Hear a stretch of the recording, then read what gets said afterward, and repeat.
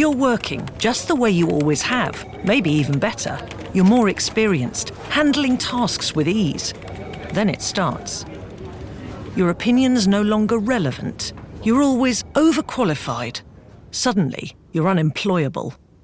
This isn't part of aging, it's ageism. Everyone deserves to age without limits. Let's make it a reality. Ageism. Notice it, challenge it, change it. Search Age Without Limits. My guest on the podcast today is Liz Kay, someone who in her 60s is living life to the full and embracing opportunities, especially since she found herself at life's crossroads in her 50s. One of her passions is surf lifesaving, something she's won world championship medals doing. We talked about her very active lifestyle in and on the water since her mid-50s. Her recent honeymoon, biking with her new husband thousands of miles, pulling along surfboards, and yes, they are still married. But first, please give us a follow and like and subscribe for free on any podcast platform or on the retirementrebel.co.uk website. Now let's hear my lovely chat with Liz. Welcome to Retirement Rebel Life After 60. I'm your host, Siobhan Daniels. Join me on a journey to meet inspiring rebels who've redefined retirement. Together, we'll explore new passions, triumphs over challenges, and discover the vibrant possibilities of life after 60. This is about living boldly, not just aging. So, are you ready to rebel? Last week, I chatted to Trisha Cusden, the founder of the makeup brand Look Fabulous Forever. She told me how she'd launched that business in her mid-60s at a time when many women would be slowing down. She's an inspiration to those of us who ask ourselves often, what am I here for? Or what's my purpose in life? If you missed the wonderful chat, then please do check it out. My guest on today's podcast is Liz Kay. She's someone who I feel lives life to the fullest in her 60s. She's the type of woman that I welcome onto this podcast because she's experienced many things in her life since she found herself at a crossroads in her 50s, including winning gold medals and world championship medals in surf lifesaving. Thanks so much for agreeing to come on the podcast. It's lovely to be here. Thank you. I mean, we'll go down into all your accolades and all the things that you've done since your mid-50s, but I want to start off by taking you back a bit and sort of looking at your life. Have you always had this adventurous spirit? Yes, I think so. My parents started it by taking us camping and going to guide camp. I like to be outside. At guide camp, actually, we used to do an awful lot of adventures. That was where I learnt to climb, to kayak. We had a really good guide leader who was really into those sort of things. So, yeah, I think I've been live on the south coast, so the sea was always there. So it was a great place to be growing up and doing all those activities. Because you were doing those when you were younger, was that something then you thought, I want to pursue my academic career, my schooling, maybe university life, something in terms of adventures? I think I wanted to go somewhere that would be, nice to be outside. So I ended up in Bangor, North Wales, and obviously that was full of climbers. Not that I was a climber at the time, but it's a good opportunity to start doing those things. And actually, I did start climbing then. I'd forgotten all these things that I did. Yeah, I did some climbing there. I actually surfed for the first time when I was in Bangor, but didn't pursue it, which is such a shame because I would have liked to have obviously started doing it when I was 18. So, but it wasn't really such a big thing at the time. Were you studying in Bangor? Yeah, that's when I did my degree in botany. Oh, you did it in botany. What made you choose botany? I don't know really. My mum had always been a very keen gardener, and I think when I did my A-levels, I realised I was more interested in the plants than the animals. I was obviously quite interested in biology generally, but actually it was the plant side that really interested me. So, yeah, that's why I pursued. Do you think, now in your later life, you've become an adventurous person and doing all these things like surfing and running and doing triathlons. Do you think that when you were younger, if you'd been introduced to the possibility of doing that, you may have pursued a different career? Did you think it was a time making decisions about what you wanted out of life? You're too young to do it when you do your A-levels. Yes, I think you are. And also, I don't think there was a lot of careers advice. There's all sorts of other things going on now, aren't there? There's things like ecology, or I might have been an occupational therapist, or I did think about nursing as well. So I think it is a very difficult time to make decisions like that. I mean, I was very lucky that I did something I was interested in, and that's probably the best way to start, isn't it? Yeah. And not necessarily think about a career. I went into nursing. I did it for 9 years because, again, a Oh, bit like you, there wow. wasn't the careers for advice. I thought, I'd better No. do it. But actually, I changed my career when I was 30 into being a BBC journalist. And I did that for over 30 years because that was my passion. That's what made me ask, really, because I think a lot of people of our generation, because there was the lack of career advice around that time, you often pursue things that when you get to your 50s or 60s nowadays, you're thinking, what do I really want to do? And that's sort of Yes. why I'm talking to a lot of women to show that we can repurpose our life. There are a lot of women out there who do that, and you're a great example of that. And we'll hear, how you are an example of that. Yes, definitely. So when you were sort of studying your botany, where did you go on from there? What career path did you get married and have children? Oh, I wanted to be a landscape architect, and I did apply to Manchester to do that course. But at the time, it's a taught course and you needed to have funds for it. So there was no way I could pursue that. So I ended up doing a PhD in Newcastle, which is something I liked studying. So I thought, well, why not go somewhere else? And it was on seaweed, which I'd always loved, having been a fan of rock pools in Cornwall from a young child. So I went and looked in rock pools in Newcastle, which was amazing, and I had a really good time. It's a great city, so it was a really nice life. What an amazing subject, PhD in seaweed. I mean, now all the cosmetics and things, they're all grabbing big handfuls of seaweed from the coastline, aren't they? Yes, it has suddenly become quite big, hasn't it? And all the carbon concentrating things that are going on and things. So yes, there's a lot of interest in seaweed now. So yeah, it's good. Yeah, when I was travelling, I think it was in Ireland, some of the beaches, and in Scotland, definitely, there were tractors that went out early in the morning collecting the seaweed from the beaches. Yes, it's crazy. We don't use it more here. Same in Spain. They spent all their time scraping it off the beaches, the farmers, and then using it on their fields, which is amazing, isn't it? And I know it's definitely been a thing in Ireland for a long time. So, and their lovely seaweed baths, one of my favourite things.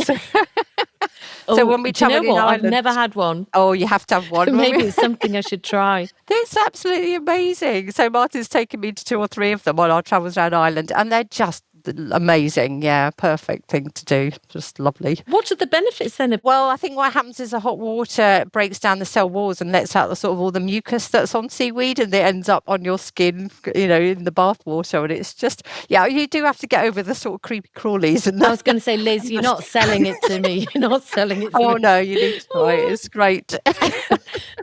They're all dead. But let's get back to before you were having your seaweed baths. Did you get married? Did you have children? No, I was probably not really interested in having children. I don't think I ever thought I was ready. So from doing a PhD, I then worked for 2 environmental consultancies in Leeds. At that point, I'd met someone who I started going cycle touring with, which was sort of the main adventures, really. And I started my adventures. So I'd done lots of cycling, but never been long distance. The first one we did was to Norway, which was slightly mad because it was Easter time and it was still really cold and there were no leaves on the trees and there was snow on the mountains. So that was quite my goodness. interesting way to start cycle touring. So 2 weeks of that, and always camping wild on all my cycle tours that I did with my now ex-husband. We camped wild, so we never went to any campsites or anything. And in Norway, we had to eat the mussels from the fjords because obviously the food's quite expensive in Norway. So that was our protein source. It was perfect. Well, so you went searching for the mussels? Yeah, because you can camp anywhere in Norway, so you just camp by a fjord and then go and fish out some mussels and boil them and have them for your tea. It was good. It is somewhere that I would love to go with my motorhome. But yes. I am a bit nervous with the snowy conditions and being on my own. But I will get there. I will get there eventually. Yeah. And I think if you go a bit later in the year, it's fine, isn't it? So, yeah, definitely. When you hit your 50s then, your late 40s, your 50s, your life began to change, didn't it? Why was that? What was the crossroads you found yourself at, and why? Well, sadly, going through the menopause at about 45, I probably started, and then also deciding to get divorced. Did you realise you were going through the menopause then? No, I don't think I did. I think because there was so much other stuff going in on my life, I didn't really know. I was having hot flushes and things, but I think a lot of the mental symptoms I just put down to being really stressed. But now looking back, I realised things like, not being able to sleep and you notice, or you work out afterwards, things like joint pains. Because I work as a gardener, my thumbs would be really sore, and I thought it was just like old age, but it did go away. So I think there's lots of things that you don't realise are happening at the time. So that's the thing that's quite scary, isn't it? I mean, now people are beginning to talk about it an awful lot more. It's definitely getting better, isn't it? Yeah. Yes. But I remember I was being very afraid with things that were happening to my body. And I was the first of my friends as well. I had an older sister, and actually she'd warned me that it might be sort of that sort of depression, because I think she'd been quite depressed when she'd gone through the menopause.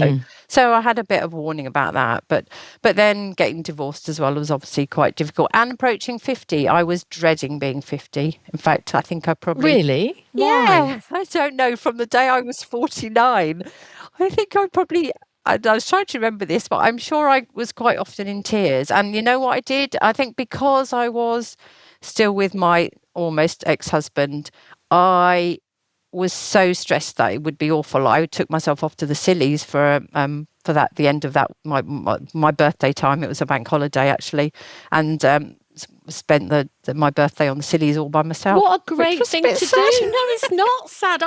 Oh, well, it was. Yeah, did you feel sad? It was quite an adventure, but I think I knew I was running away from confronting it. I was probably all right once I was 50. And you know what? The first thing I thought was, I am now going to say yes to everything. This is the point at which I say yes to everything so that I could, do whatever I wanted. And actually, one of my friends bought me a co-steering session with a very good friend of mine. And that was just amazing. So that was like, oh, that's a perfect birthday gift, isn't it? And I don't know. You might think it is. Some people might think co-steering, jumping off the cliffs into the sea, isn't a good way. It's like a private lesson, so it was really good. Yeah, that was lovely. So so I definitely thought, now I'm 50, I need to just say yes to everything. So did you actually begin to question who you were then, and what you wanted out of life? I think you probably forget who you are. Children, I mean, obviously, and my daughter Poppy, I had to look after, and I'd spent a long time. So she was born with a genetic disorder and died when she was 5. So I spent 5 years looking after. And then I think I spent 5 years grieving for her. And then... Gosh, that must have been a horrendous time for you. Yes, I mean, it gets better over time, and it helps that you've got children to look after, so you have to focus on them. But I think after 5 years, I thought, well, I need to move on a bit more now. But unfortunately, that was probably about the time when I thought, actually, I'm not sure my relationship's going anywhere. And I think that was 2009. So I think at that point, I thought I've got to start living, and often living meant doing things a bit on my own. So starting the surf club was one of those things, joining the ladies training that had just started, and all those sort of... Did you actually start the surf club then yourself? So the Surf Life Saving Club was running it's been going since 1953. It's the oldest one in the country, actually. So it's an established club, but they had no adult training at the time. And a group of the mums who had children in the surf club decided that it might be nice to do some training together. So we started a ladies training on a Sunday night, which just grew and grew and grew, which was lovely, and such a supportive group of people. And I think made me feel, there was somewhere to go and escape to and talk to these people on a Sunday night and just forget all the stuff going on at home and just enjoy that, really. So that was good. There's something incredible, isn't there, about women supporting women going through this transitional period of our lives? Yes, yeah. And, they may have been at a different stage to me, but I think they are just supportive, aren't they? They're very supportive in that slightly difficult environment, when you're trying something new, or, encouraging each other to go on the boards, these massive great big rescue boards that we surfed on, and just, always encouraging people and being really pleased when they, managed to catch a wave. Or I mean, just remind me how old you were when you started doing that. You were nearly 50, weren't you? Yes, I must have been. So it was about 2010. So I think our first competition was almost when I was 50. That's when the ladies decided they would enter the Surf Life Saving National competition, take a big team, just go and have fun. And we had so much fun that we won the ladies' event. That's We just surprised incredible. everybody. Yeah, it was it amazing? And what was the average age of your team? I was probably the eldest at the time. Oh, maybe I had a friend about the same age as me. So between like 40 and 55 or something. So you all just went along for a bit of fun and actually won it? Yes. Yes. So there used to be a group of men that went who were the like elite athletes. So we went with them, and they obviously knew what they were doing. So that was quite helpful.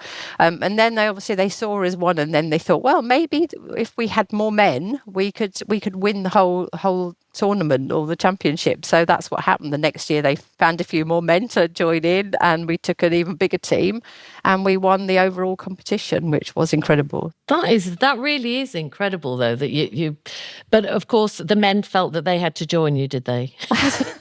Yes. So you didn't want to be left behind, did they? But I think the interesting thing is, I think it's had a really interesting effect on Surf Life Saving Championships, because I think other clubs took the same route and saw us having fun and saw us including everybody, not just the elite athletes, and encouraging everyone to come and join in. And from then on, I think it's changed quite a lot, which is lovely, because then everyone gets to have a go, don't they? So however old you are, however skillful you are, and because you get a lot of points for just taking part, it makes a difference. And that is the thing. Age, people like to put us into our little categories when you're in your 40s, when you're in your 50s, when you're in your 60s. And one of the things that this podcast is showing is, as if you want to say yes to things, it's irrelevant how old you are. If you physically and mentally feel up to doing something, then you should just put your hat in the ring and have a go. Yes. And you never know, you could win like you. Yeah, yes. Yeah, definitely. And I mean, we are in the age categories in the championships, but there are 60-year-olds. I think there's even 70-year-olds. So, if you turn up and compete, you do really well. And actually, the age group is getting older and older. There are more and more people staying and competing, and obviously they're getting older. So, and we have young ones joining as well. If anybody was interested in joining, what should they do? Go on to the Surf Life Saving GB website, and then you'll find the nearest club to you, and then they'll point you in the direction of the club, and then you can contact each club individually, and just sometimes have their waiting list, sometimes they don't. We have a waiting list because it's such a popular club. But that's the thing. So a lot of women, when they are in their 50s and 60s and beyond, they do self-limit, and you think, I'm too old, I couldn't possibly do this, I couldn't possibly give it a go. But this is something where they could go along and give it a go. Oh, definitely. We have people joining all the time, and a lot of people who are 60 to 65. So yes, definitely. And we have a really strong women's group in that age group. So yeah, no, it works really well. I'm just going to interrupt for a moment to shamelessly plug my book, Retirement Rebel. It's published by Vertebrate Publishers, and it's my honest account of feeling broken in my 50s and finding my happy place in my mid-60s.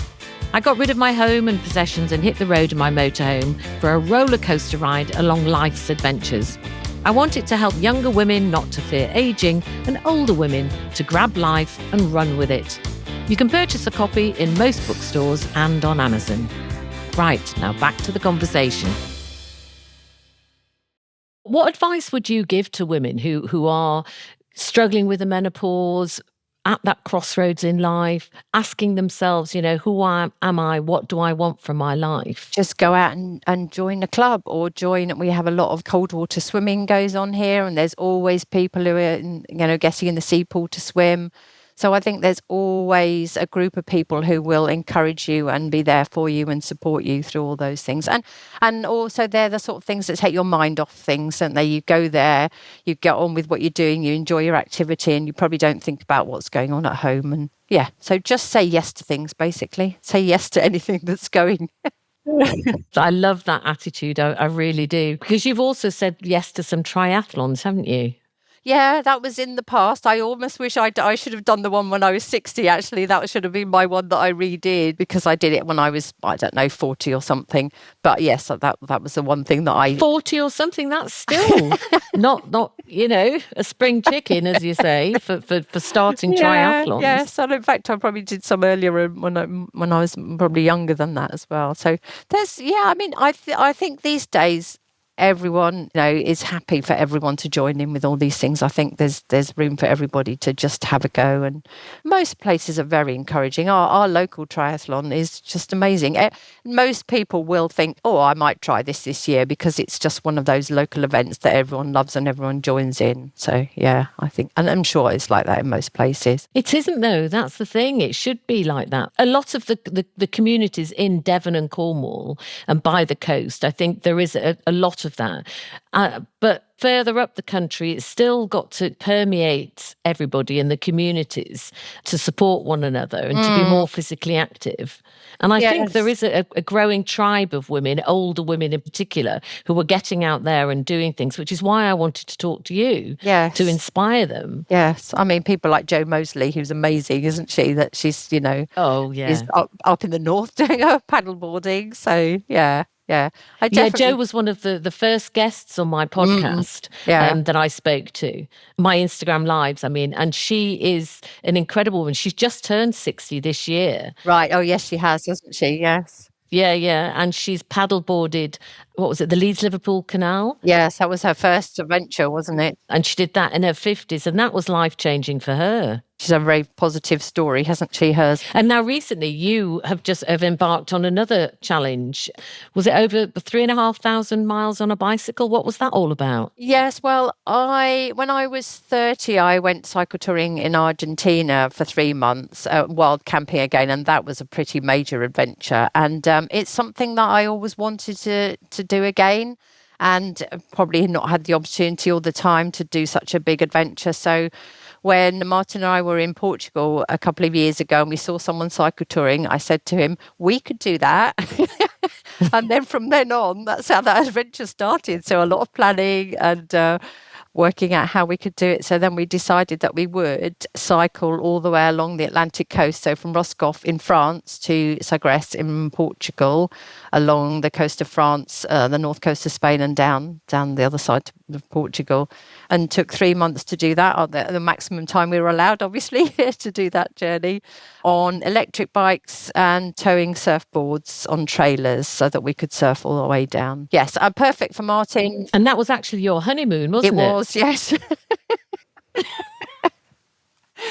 Some people go and sit on the beach, sip champagne, look at the sunsets. No, what do? Jump on a bike. Yeah, and it was amazing. It was an absolutely incredible trip, probably one of my favourite trips ever, and it's certainly an incredible adventure to undertake, and just lovely to have that much time to be doing that sort of thing. It's just such a different way of life. But also being in your 60s and doing it, that is something to inspire other women to be able to have their big adventures. You say it was your favourite challenge so far that you've done.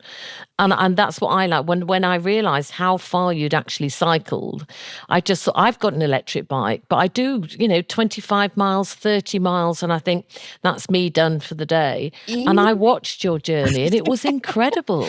Yes, but we probably started off doing 25, 30 miles a day, and you just get fitter and you build it up. And France was very flat, so we did sort of 4 weeks in France. So by the time we got to the Spanish border, we were doing a little bit longer. We were a bit fitter, so we were almost ready to do the hilly coast of Spain, which was a little bit of a shock. But so it is just one day at a time. What were the difficult parts for you?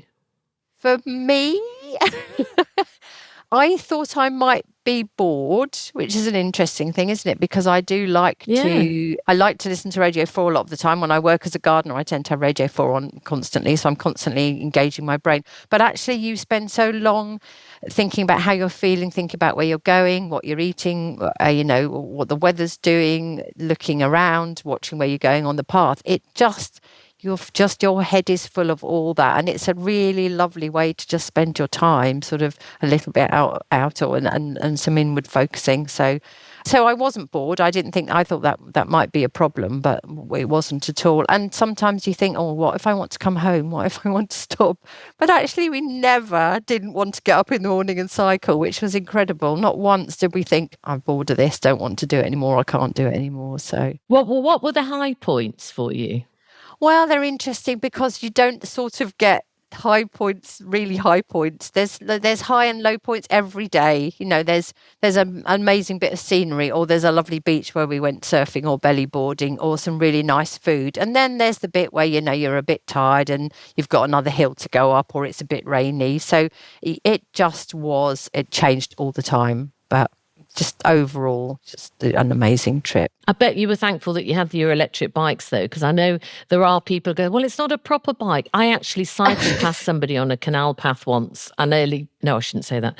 But I cycled past them and they shouted out to me, get yourself a proper bike. Yes. And, people might say that, but we were towing an awful lot of weight and we didn't necessarily use the maximum capacity of the bikes because you just got fitter and fitter. So you would just have them in like the touring mode, which just allowed for the extra weight, really. So I don't think it was cheating, really. So the thing is, Liz, you're out there, you're doing it, you're seeing the scenery, yes. You're travelling. Yes, and that's exactly. What's the important thing. It doesn't really matter what mode of transport you do it, does it? You're out there living life. No, and electric bikes are allowing more people to do that as well. So they are actually pretty amazing because I think older people are thinking, I can do this and I can go further and will allow me to do those sort of things. So I think electric bikes are amazing for that. Yeah, definitely for me. I mean, I've just been to Northern Ireland and I cycled for miles up the steepest of hills. One of the hills, actually, even with my electric bike, I had to get off and push. It was so steep. Which is quite hard to work with an electric bike. Yeah.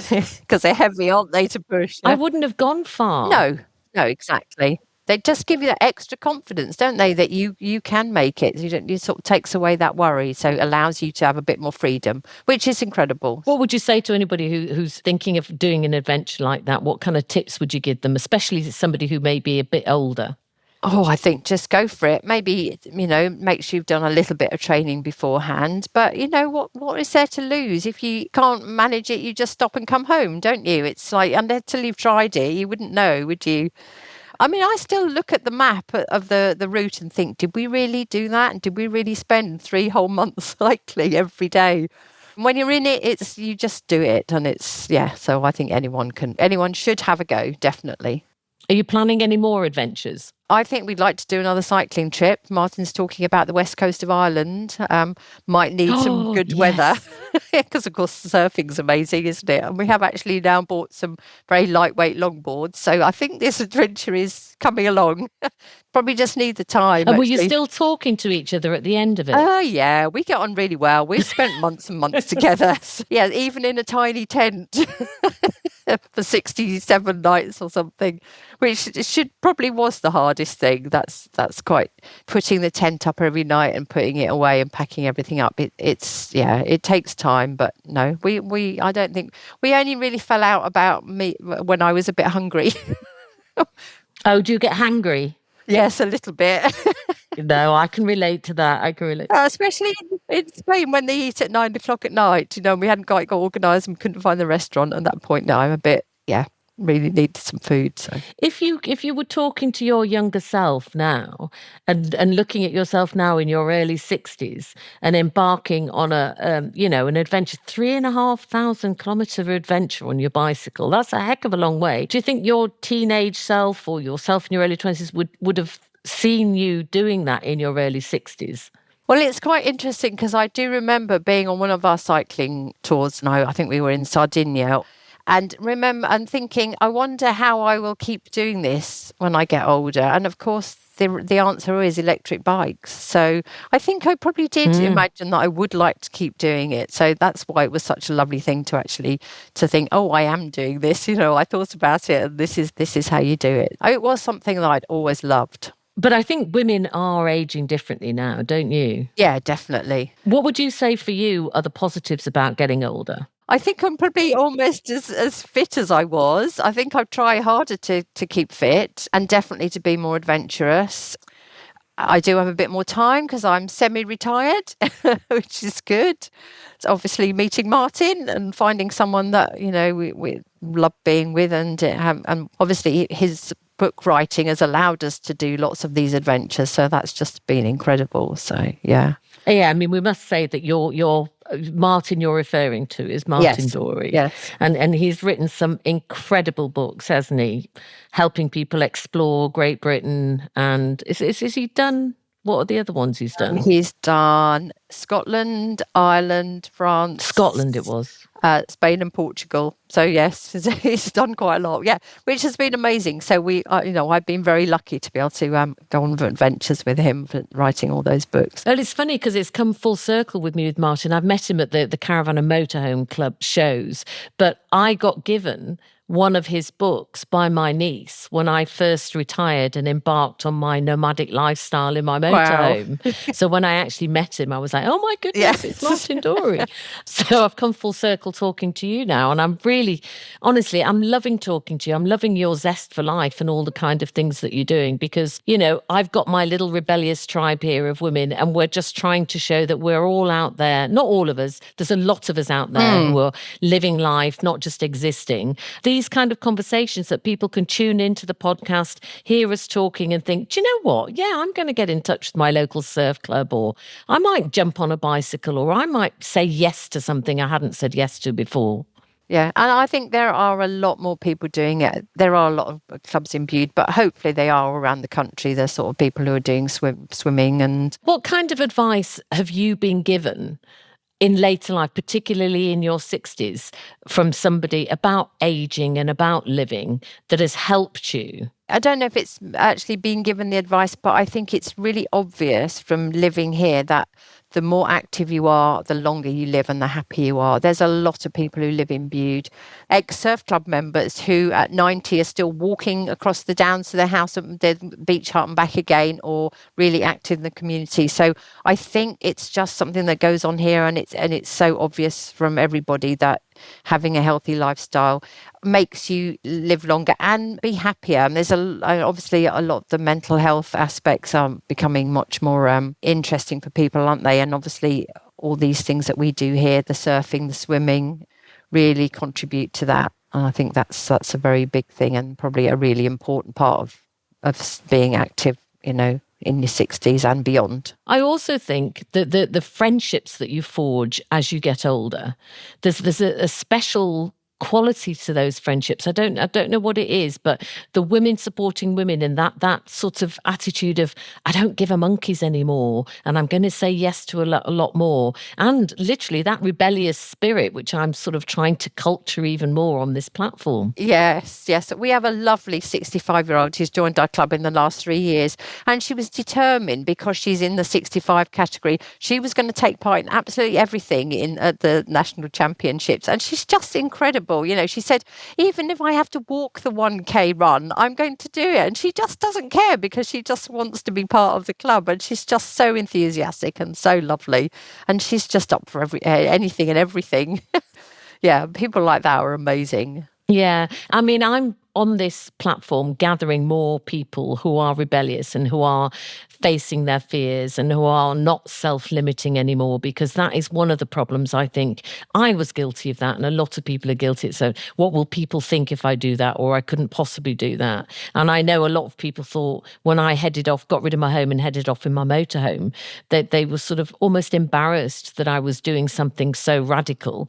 But I'm glad I did, because now I'm living. So And one question that I ask everybody that comes on this podcast is, when's the last time that you yourself have felt rebellious or been rebellious? Well, I suppose, the cycle trip, I suppose, is quite rebellious, isn't it? Just to abandon everything and go away for 3 months at a time, abandon all my work.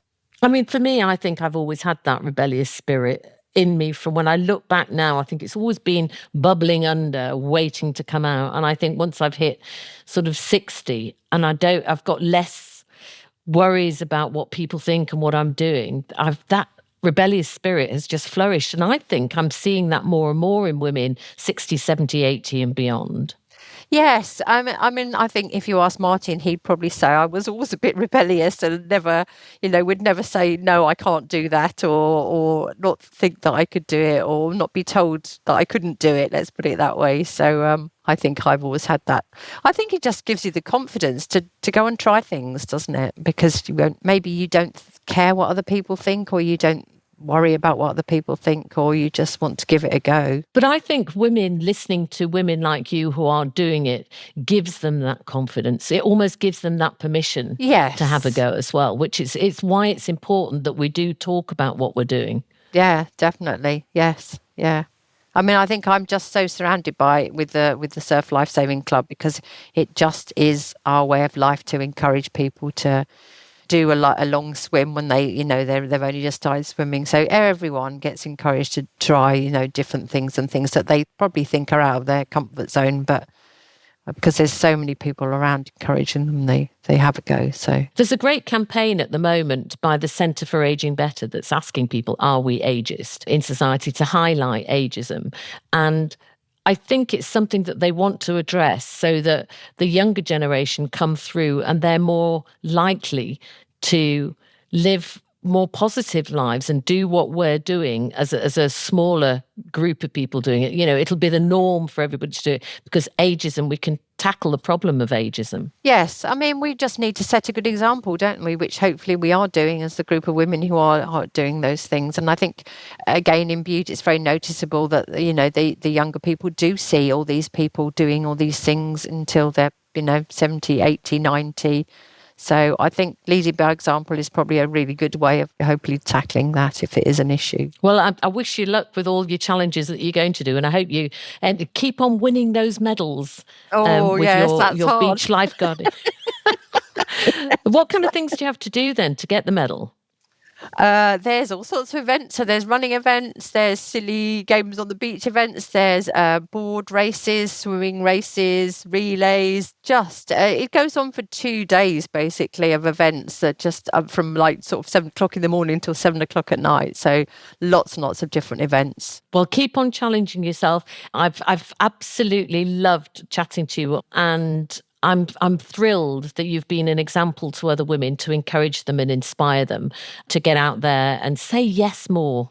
Yes, definitely. And hopefully I'll come back and tell you about my next adventure when we do our next cycling trip, which will be good. Well, do you know what? You've inspired me to maybe think about doing something longer, because with an electric bike, I've kind of thought, I'll have to charge it. How am I going to do it? But if I look into the logistics of it, I might actually challenge myself and do a long cycle. Yeah, because you can go to campsites or youth hostels, and most people will charge your bike for you overnight. So, yeah, it's a great way to travel. I love it. Yeah, it's a bit of a lame excuse. I've done it myself. I've self-limited there without even thinking about it. Yeah, yes. So I shall look forward to hearing about your travels. Thanks for chatting, Liz. It's been lovely. Thank you. Well, I hope that you enjoyed that conversation with Liz Kay just as much as I did. She really is a breath of fresh air and an inspiration to women approaching 60 who fear that life slows down when you're 60 and post-60. She's made me want to tap into my competitive side again and to see what's out there. Winning world championship medals in surf life saving in her late 50s and early 60s is really impressive. I'm sure she'll have inspired a lot of you listening to do something more physical. This podcast was started as a platform for women just like Liz to shine and to inspire other women to say yes more and not to self-limit. Liz is certainly not someone who self-limits. She's an example of how you can strive to achieve new things at any age. Thank you so much for joining me on today's Retirement Rebel Life After 60. I'm truly grateful for your time and your willingness to embark on this journey with me. If today's conversation sparked something within you, or if you've your own rebel story to share, I'd love to hear from you. Please reach out through our social media channels or email, and let's keep the conversation going. Email us on podcast@retirementrebel.co.uk. And remember, if you found value in our time together today, consider sharing this episode with a friend who might also enjoy and benefit from our Retirement Rebel community. Spreading the word helps us grow and continue to challenge the narrative around life after 60. All of our details can be found on retirementrebel.co.uk. Retirement Rebel Life After 60 is written and hosted by me, Siobhan Daniels, and produced by the incredibly talented Matt Cheney. Join me again next week for another episode. Until then, keep embracing your inner rebel and living life to the fullest. Bye for now.